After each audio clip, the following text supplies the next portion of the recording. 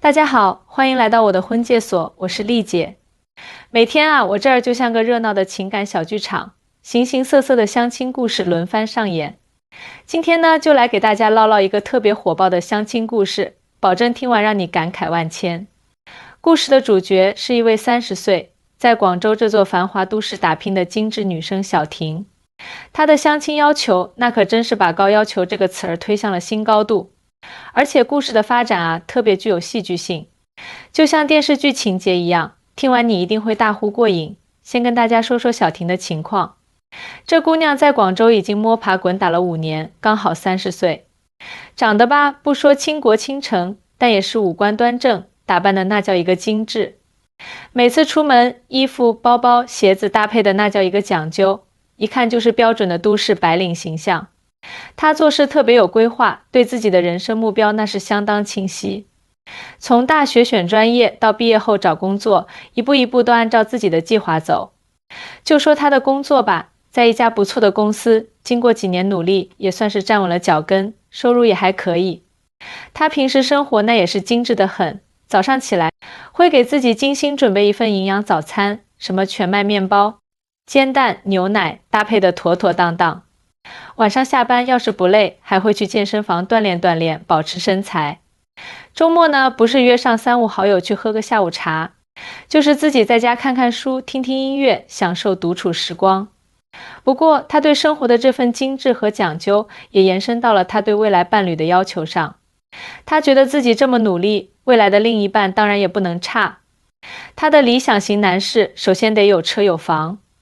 这一点其实在现在的相亲市场上也不算特别离谱，毕竟大家都想生活能安稳点。可他接下来的要求那可就让人有点啧舌了，他明确表示房子必须加我的名字。这话一说出来，连我这个在相亲行业摸爬滚打了多年的红娘都有点忍不住想吐槽。你说他为啥这么坚持呢？原来他父母在他26岁那年就已经帮他在广州买好了一套房子。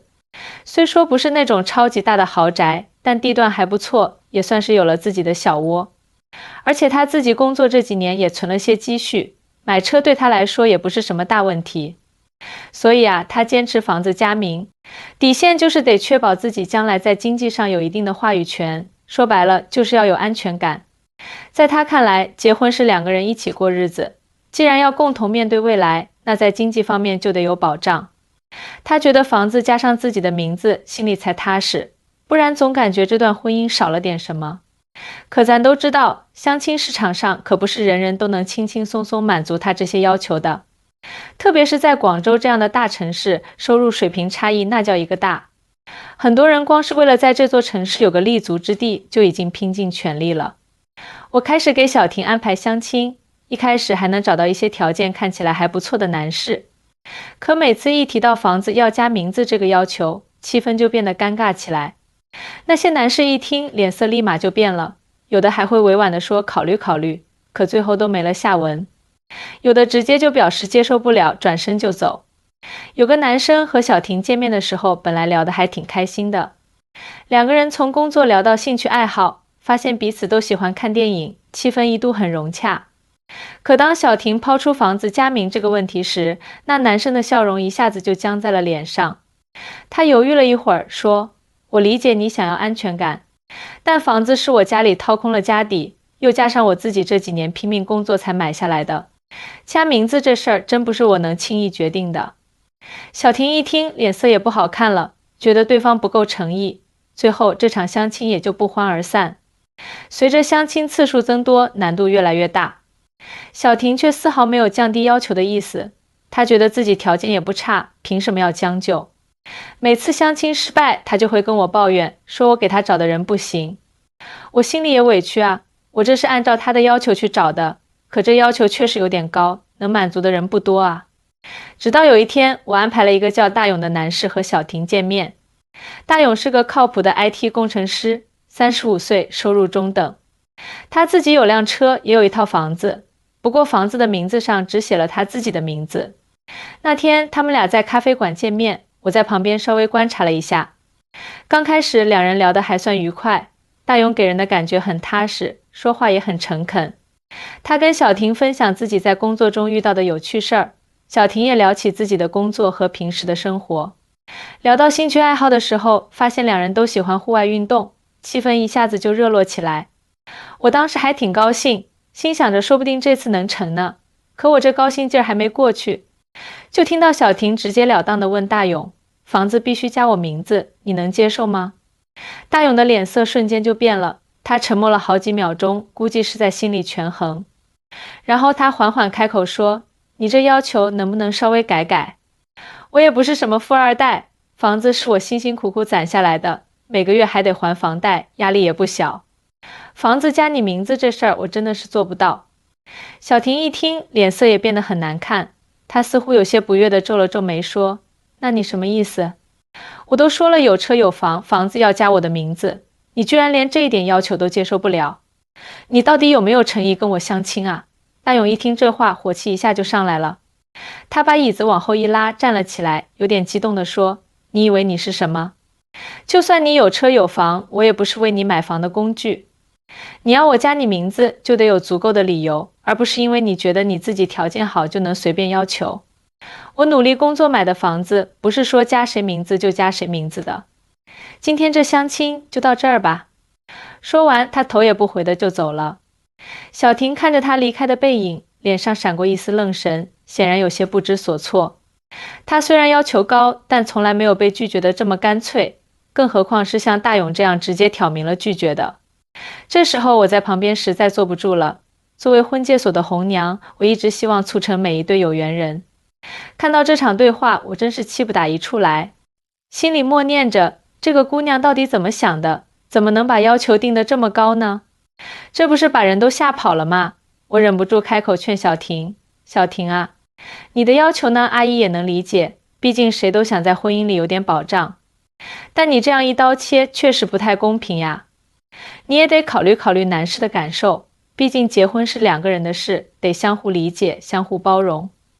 他皱着眉头，一脸委屈地说：丽姐，我是有原则的，这不是随便的要求。房子如果不给我名字，那我也没有安全感啊。结婚就意味着两个人的未来要共同承担责任，我总得有点保障吧。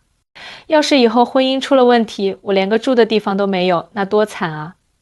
我无奈地叹了口气，说：保障可以有，但这也得建立在双方平等的基础上呀。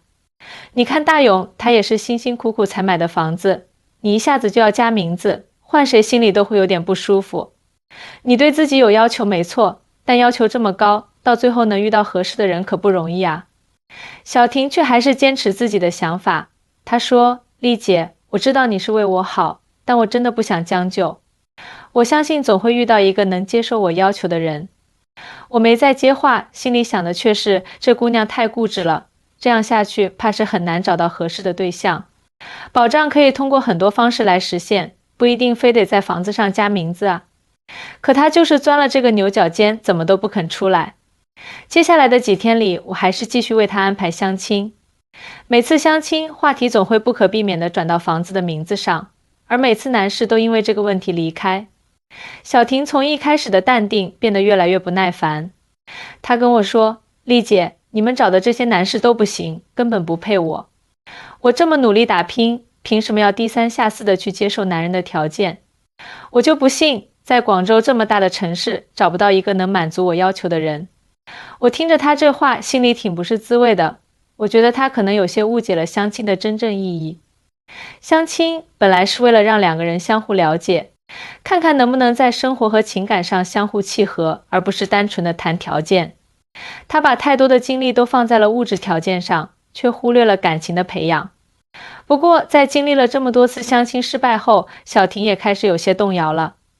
有一天她来找我，语气有点沮丧地说：丽姐，我是不是真的要求太高了？我怎么就遇不到合适的人呢？我看着她，语重心长地说：小婷啊，你条件确实不错，有自己的想法和追求，这是好事。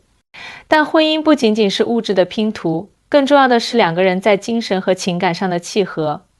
你看重物质没错，但如果过于拘泥于这些外在的标准，可能会错失真正的幸福。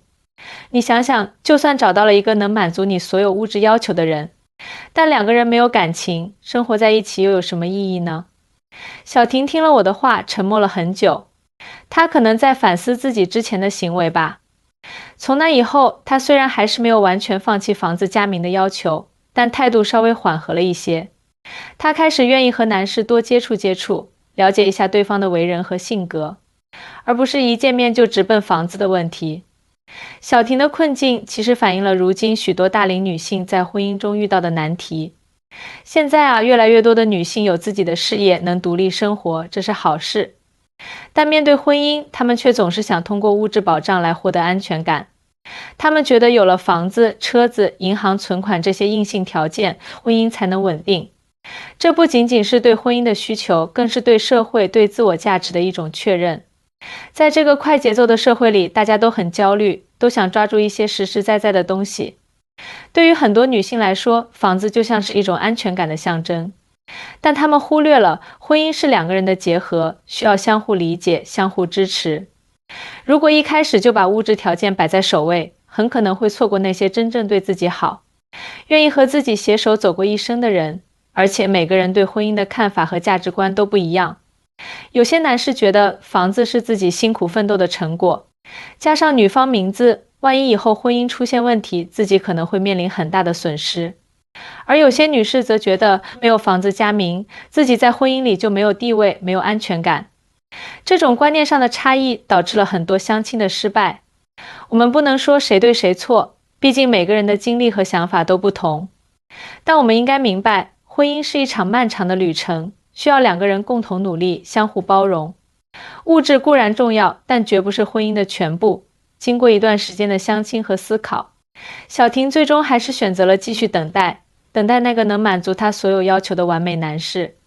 她心里还是抱有一丝希望，觉得自己这么坚持，总会遇到那个对的人。但我知道她或许能找到，但也可能错过了那些因为没有房子加名字就放弃的真心人。在这个过程中，她可能会遇到很多困难，也会经历很多失望。但我还是希望她能明白，婚姻的幸福不是靠物质堆砌起来的，而是两个人相互的爱和理解。我也希望通过小婷的例子，能让大家明白，在相亲和婚姻中要保持一个平衡，既要考虑物质条件，也要注重感情的培养，不要因为一时的固执而错过一生的幸福。好了，今天的故事就分享到这里。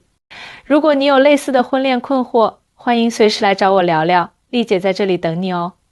说不定你的故事也能给其他人带来一些启示呢。希望大家都能在爱情的道路上找到属于自己的幸福。